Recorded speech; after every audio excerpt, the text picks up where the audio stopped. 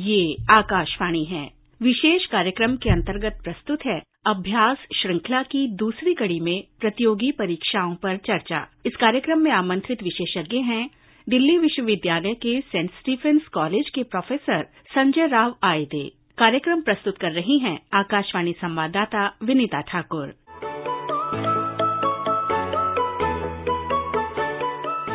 नमस्कार, रात के ठीक 9:30 बजे हैं और हम हाजिर हैं परीक्षार्थियों के लिए इस विशेष कार्यक्रम के साथ जिसका नाम है अभ्यास। इसमें हमारे श्रोता परीक्षार्थी ही शिरकत करते हैं।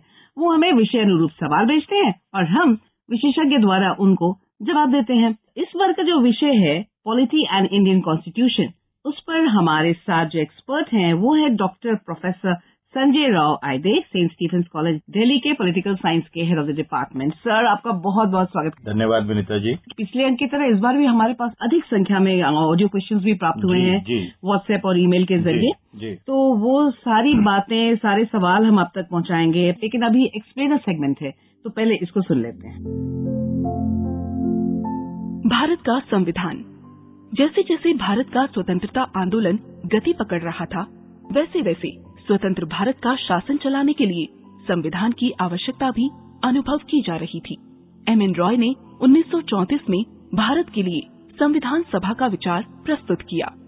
कैबिनेट मिशन योजना के अंतर्गत नवंबर 1946 में संविधान सभा का गठन किया गया। ये संविधान सभा आंशिक रूप से निर्वाचित और आंशिक रूप से मनोनीत थी। भारत जैसे विशाल और विविधतापूर्ण देश के लिए संविधान बनाना चुनौतीपूर्ण कार्य था। संविधान सभा की पहली बैठक 9 दिसंबर 1946 को हुई। इसमें संविधान निर्माण के कार्यों के लिए अनेक समितियां नियुक्त की गईं। डॉक्टर भीमराव अंबेडकर को मसौदा समिति का अध्यक्ष बनाया गया। कुल मिलाकर संविधान सभा के 2 वर्ष 11 महीने और 18 दिन में 11 सत्र हुए। 26 दिसंबर 1949 को संविधान अंगीकार किया गया, लेकिन 1930 में पूर्ण स्वराज दिवस की स्मृति में भारत का संविधान 26 जनवरी 1950 से लागू हुआ। आज 26 नवंबर को संविधान दिवस के रूप में मनाया जाता है। संविधान में स्वतंत्रता, समानता और न्याय के आदर्शों पर बल दिया गया है।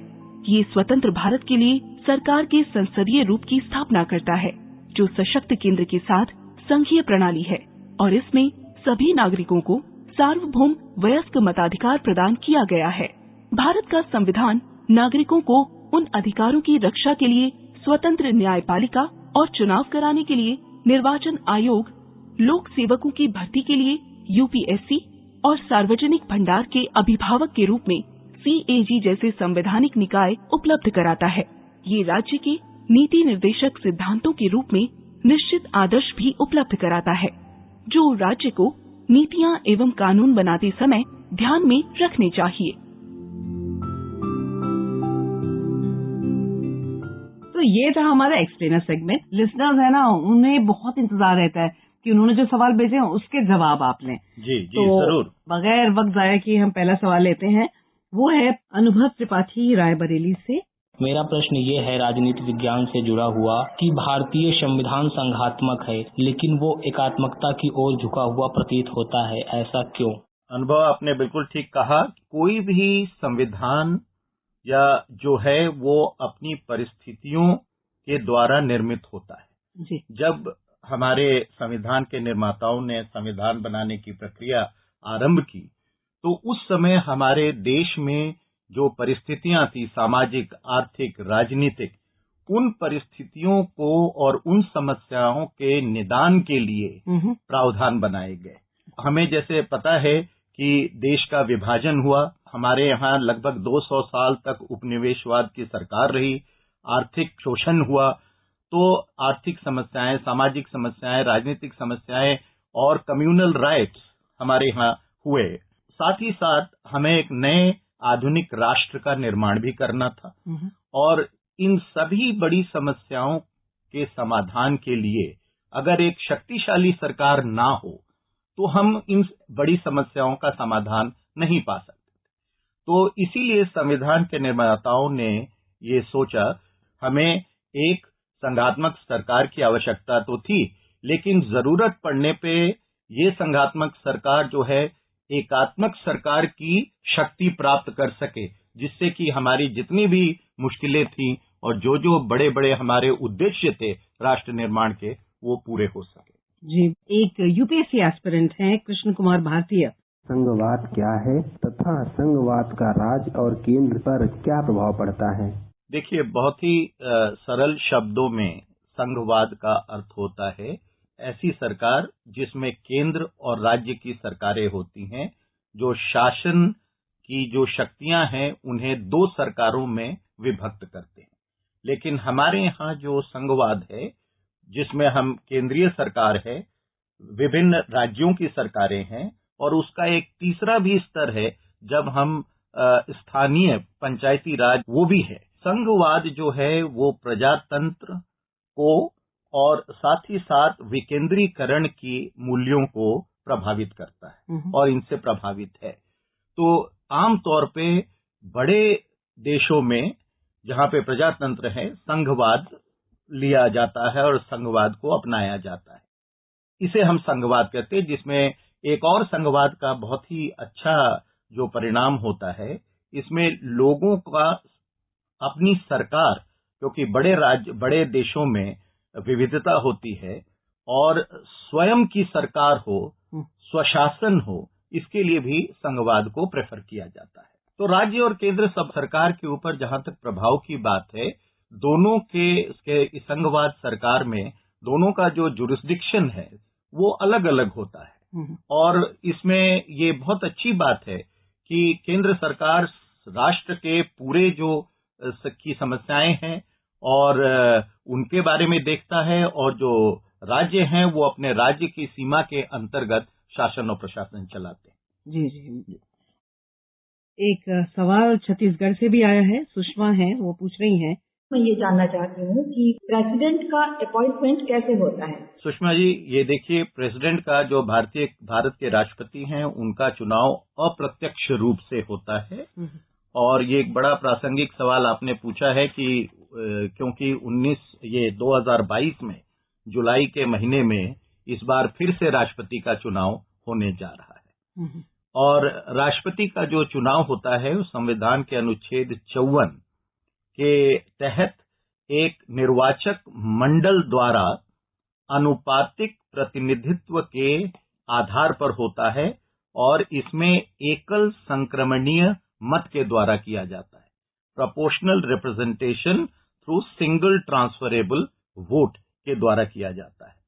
और जिस निर्वाचक मंडल के बारे में मैंने आपको बताया कि ये निर्वाचक मंडल ही राष्ट्रपति को चुनता है, इस निर्वाचक मंडल के जो सदस्य हैं वो होते हैं लोकसभा तथा राज्यसभा के निर्वाचित सदस्यगण तथा सभी राज्यों की विधानसभा के निर्वाचित सदस्यगण।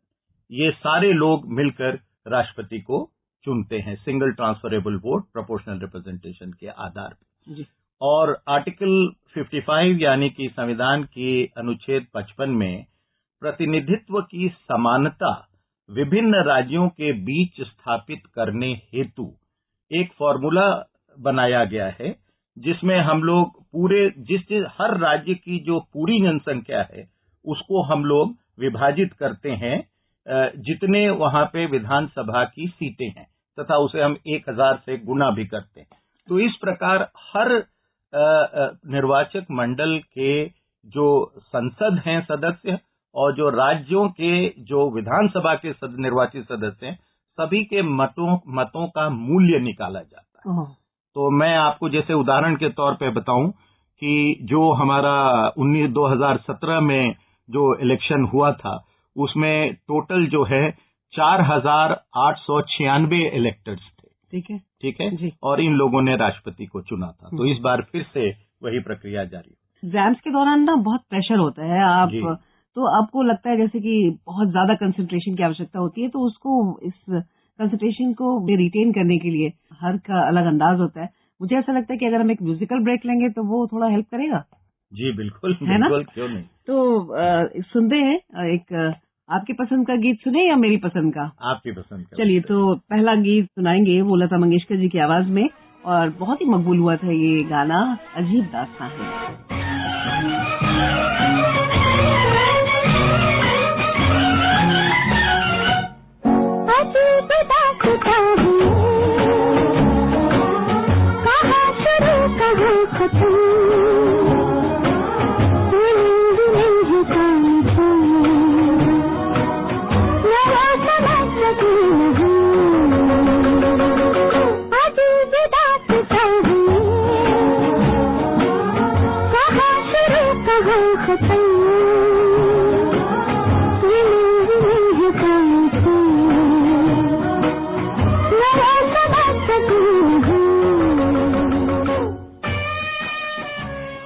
अब आगामी परीक्षाओं की कुछ जानकारी हम आपको दे दें।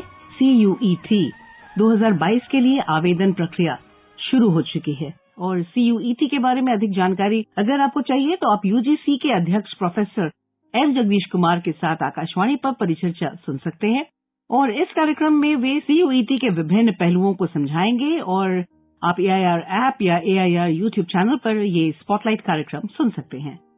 राष्ट्रीय पात्रता सह प्रवेश परीक्षा यानी कि नीट की परीक्षा 17 जुलाई से आयोजित की जाएगी और इस परीक्षा के लिए रजिस्ट्रेशन प्रक्रिया 6 अप्रैल से शुरू हो चुकी है। राष्ट्रीय परीक्षा एजेंसी ने संयुक्त प्रवेश परीक्षा यानी JEE मेन 2022 के लिए तिथियों को संशोधित किया है। पहले सत्र के लिए परीक्षा 20 से 29 जून और दूसरे सेशन के लिए परीक्षा 21 से 30 जुलाई तक होगी। संघ लोक सेवा आयोग ने UPSC सिविल सेवाएं परीक्षा के लिए साक्षात्कार की तिथि भी जारी कर दी है। 5 अप्रैल से ये शुरू हो चुका है। 26 मई तक साक्षात्कार होंगे। हमारे एक्सपर्ट हैं डॉक्टर संजय राव आयदे जो कि सेंट स्टीफेंस कॉलेज के हेड ऑफ द डिपार्टमेंट हैं पॉलिटिकल साइंस के। लेकिन इनसे तो हम बातें करेंगे और भी सवाल जो आपके हैं वो हमारे पास है, लेकिन फैक्ट फाइल भी तो आपको सुनना है जिससे कि आपको और जानकारी मिलेगी। फैक्ट फाइल की इस कड़ी में हम स्टैंड अप इंडिया स्कीम के बारे में बात करेंगे। Stand up India scheme 10 lakh से 1 करोड़ रुपए के बीच बैंक ऋण सुगम बनाती है। ये ऋण ग्रीनफील्ड उपक्रम की स्थापना के लिए प्रत्येक शाखा से अनुसूचित जनजाति या अनुसूचित जाति के कम से कम एक उद्यमी को दिया जाता है। भारत सरकार ने इस सप्ताह स्टैंड अप इंडिया स्कीम की 6ठी वर्षगांठ मनाई। 18 वर्ष से अधिक उम्र के अनुसूचित जाति, अनुसूचित जनजाति और महिला उद्यमी इस स्कीम के तहत ऋण लेने के पात्र हैं। इस स्कीम के तहत ऋण केवल ग्रीनफील्ड परियोजनाओं के लिए ही दिया जाता है। बिना कुछ गिरवी रखे ऋण लेने का दायरा बढ़ाने के लिए भारत सरकार ने credit guarantee fund for stand up India स्थापित किया है। देश भर के अनुसूचित वाणिज्यिक बैंकों की सभी शाखाएं इस स्कीम के तहत ऋण देने के लिए पात्र हैं। इस स्कीम के तहत अब तक 30,000 करोड़ रुपए से अधिक के ऋण स्वीकृत किए गए हैं। इस स्कीम के तहत ऋण लेने का पात्र होने के लिए व्यक्ति को किसी बैंक या वित्तीय संस्थान से डिफॉल्ट नहीं होना चाहिए। व्यक्तियों से भिन्न उद्यमी भी इस स्कीम के तहत ऋण लेने के पात्र हैं, लेकिन ऐसे मामलों में 91% शेयर होल्डिंग और नियंत्रक हिस्सेदारी अनुसूचित जाति, जनजाति और महिला उद्यमी के पास होनी चाहिए। स्टैंड अप इंडिया स्कीम के तहत संभावित कर्जदारों को अन्य समर्थन भी उपलब्ध कराया जाता है। सरकार ने इस स्कीम के सुगम संचालन के लिए ऑनलाइन पोर्टल www.standupmitra.in भी बनाया है। दोस्तों, इस कार्यक्रम का हिस्सा तो आप बन सकते हैं अगर आप हमें क्वेश्चन भेजते हैं व्हाट्सएप नंबर 9289094044 पर। संजय सर, आपने बहुत सारे इंटरव्यू बोर्ड में भी शिरकत की होगी। हमारे बहुत सारे लिसनर्स ने ये रिक्वेस्ट किया है कि संविधान से संबंधित कोई सवाल जो कि इंटरव्यू में पूछा जाता हो, उसके बारे में कुछ जानकारी दें। संविधान से संबंधित कई सवाल पूछे जा सकते हैं जी। जैसे हमारे यहाँ न्यायपालिका की शक्तियों के बारे में पूछा जा सकता है, राष्ट्रपति की शक्तियों के बारे में पूछा जा सकता है और पंचायती राज इंस्टीट्यूशंस के बारे में पूछा जा सकता है। ऐसे कई सवाल हैं जो पूछे जा सकते हैं। सेक्युलरिज्म के बारे में पूछा जा सकता है। इस वक्त लिसनर्स हैं एग्जामिनेशन के लिए प्रिपेयर कर रहे हैं, इंटरव्यूज के लिए, तो उन्हें तो ये जानकारी हो गई। लेकिन हमारे कर्नाटका से एक लिसनर है मुरली नाम के, वो पूछ रहे हैं, My question is, how does the governor perform his role in a state? Does he work on behalf of union government? Discuss the role of governor in a state. The governor in a state plays a dual role. The governor is the executive head of the government in a state, and all executive powers are vested in the office of the Indian governor. And the second important role of the governor is that he is a representative of the union government, and in that capacity the governor also has to ensure that interest of the nation is also taken into account while running administration and governance in that country. And apart from that, there are various other executive, legislative, judicial, and roles of the governor in a particular state, including his role in during the proclamation of emergency under Article 356 of the Indian Constitution. Okay, so the next question is from Vinod Kumar Prajapati from Lucknow, UP, and his question is Article 73, Clause 1. Who allocates the business to the ministers? Let me tell you that Article 73 is all about the extent of executive power of the Union, and it states that the executive powers of the Union shall extend to the matters with respect to which Parliament has power to make laws. Now, it doesn't say anything about the allocation of business among the members of the Council of Ministers. It is done by the Prime Minister herself or himself. The next question is from Indore MP, and there are two girls asking more or less the same question, and it goes like this. Ma'am, I am Jyoti from MP. And I am Sonali. Why the words socialist, secular and integrity were added in the preamble of Indian Constitution? In 1976, the 42nd Constitutional Amendment Act inserted these three words because the circumstances prevailing in our country at that point of time merited or necessitated this kind of emphatic declaration of the ideological character of the state.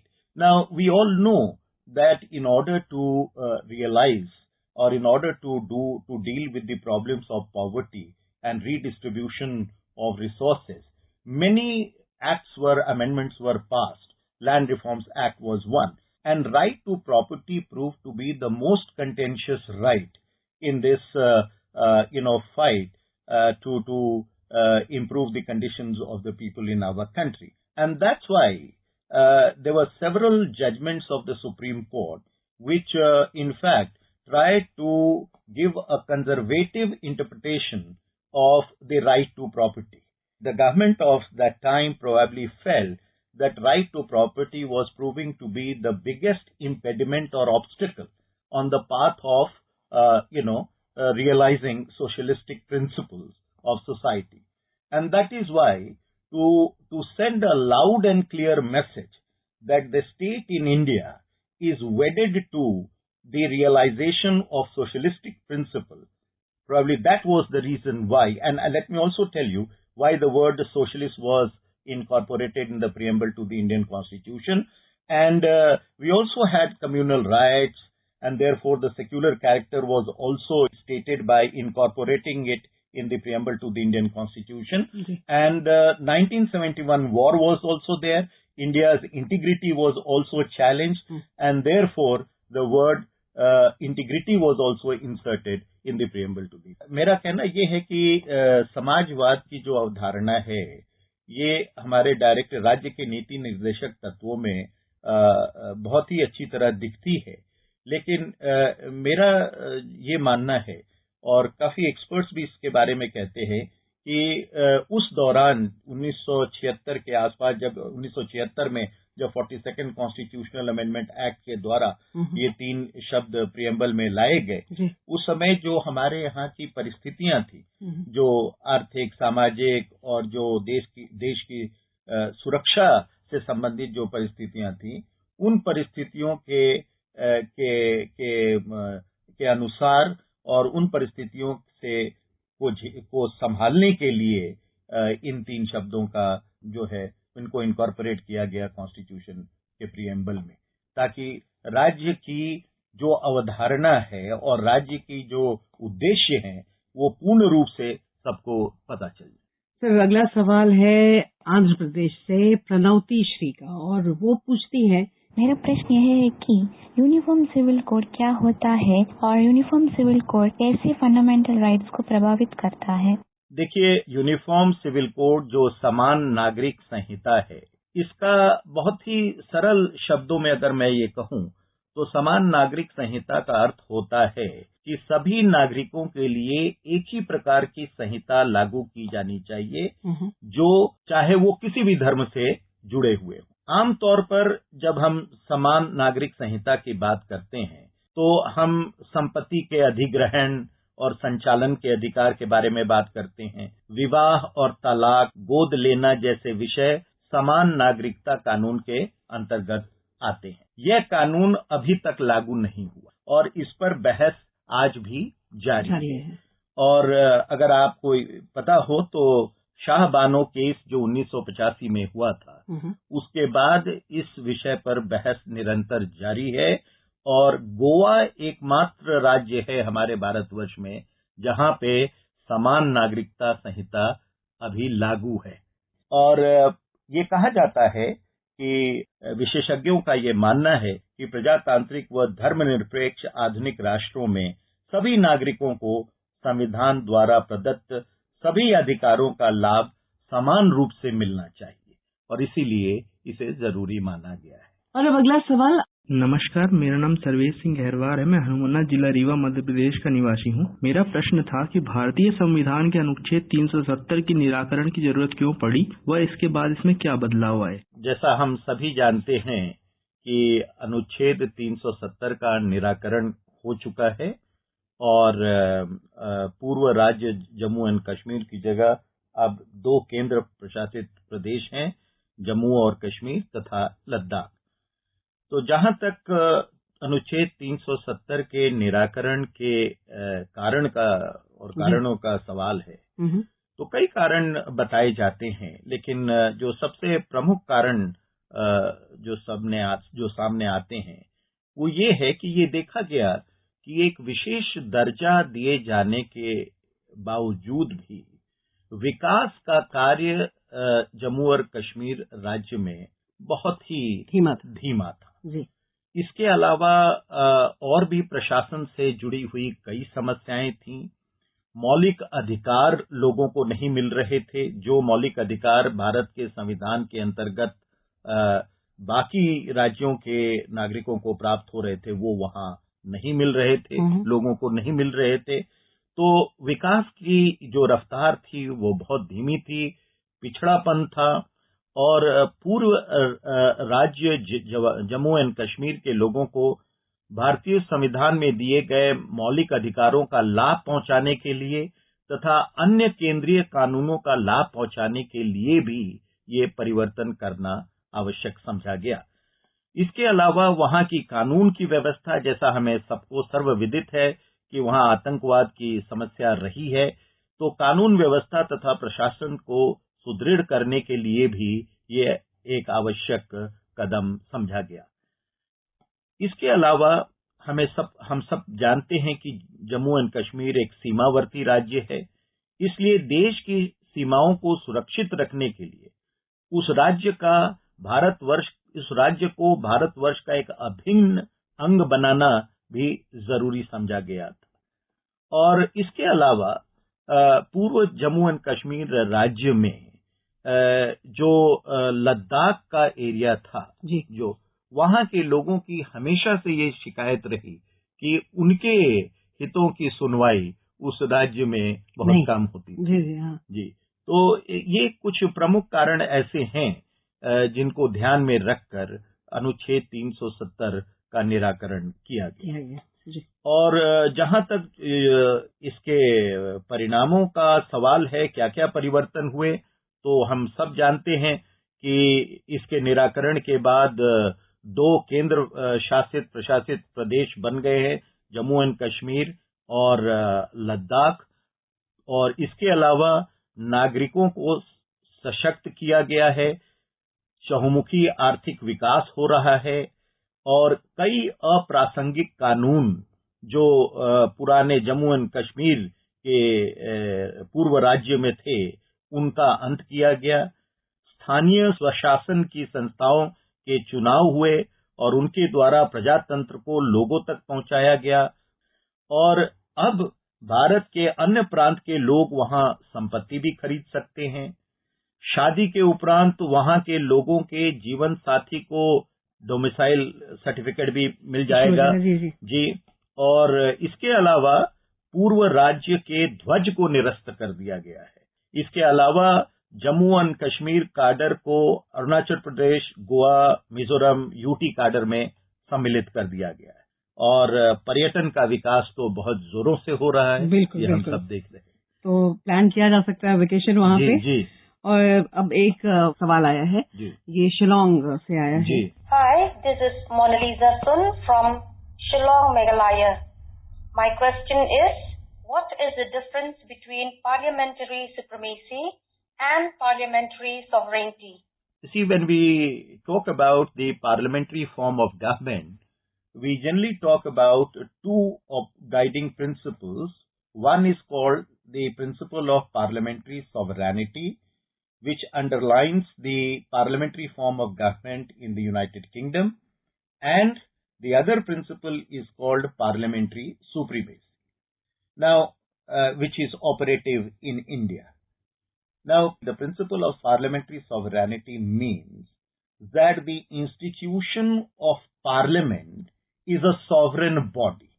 That means in the United Kingdom, as we all know, that there is no written constitutional document, and therefore in absence of the written constitutional document, the parliament assumes the sovereign power. In case of India, the constitution is sovereign, you see, and the parliament has to function within the four walls of the constitution. But in the United Kingdom, it is generally said that the Constitution of the United Kingdom is written every day. That basically means that all acts of the Parliament in the United Kingdom add to the body of the Constitution there. Now, when we talk about parliamentary supremacy, that basically means that the Parliament will be supreme.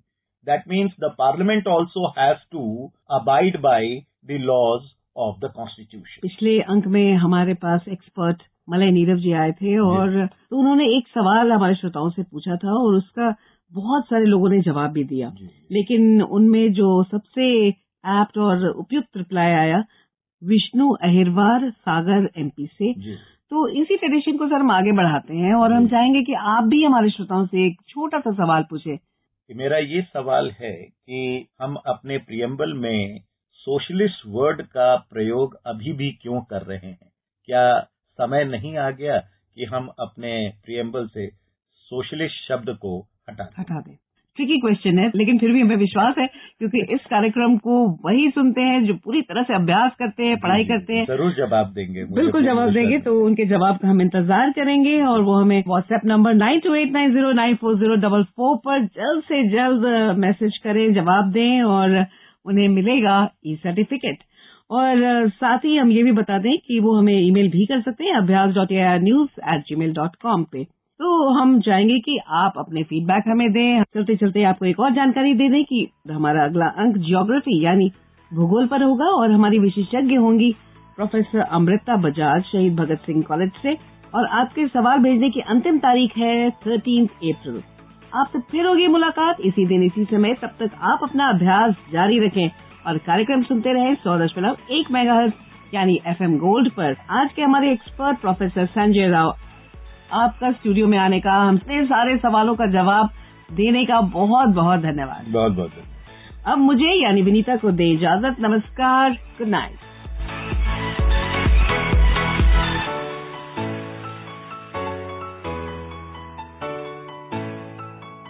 विशेष कार्यक्रम के अंतर्गत अभी आप सुन रहे थे अभ्यास श्रृंखला की दूसरी कड़ी में प्रतियोगी परीक्षाओं पर चर्चा। इस कार्यक्रम को प्रस्तुत किया आकाशवाणी संवाददाता विनीता ठाकुर ने। कार्यक्रम में आमंत्रित विशेषज्ञ थे दिल्ली विश्वविद्यालय के सेंट स्टीफेंस कॉलेज के प्रोफेसर संजय राव आयदे। ये कार्यक्रम आकाशवाणी के समाचार सेवा प्रभाग द्वारा प्रस्तुत किया गया। इसे आप हमारे mobile app news on AIR और हमारे YouTube channel news on AIR official पर भी सुन सकते हैं।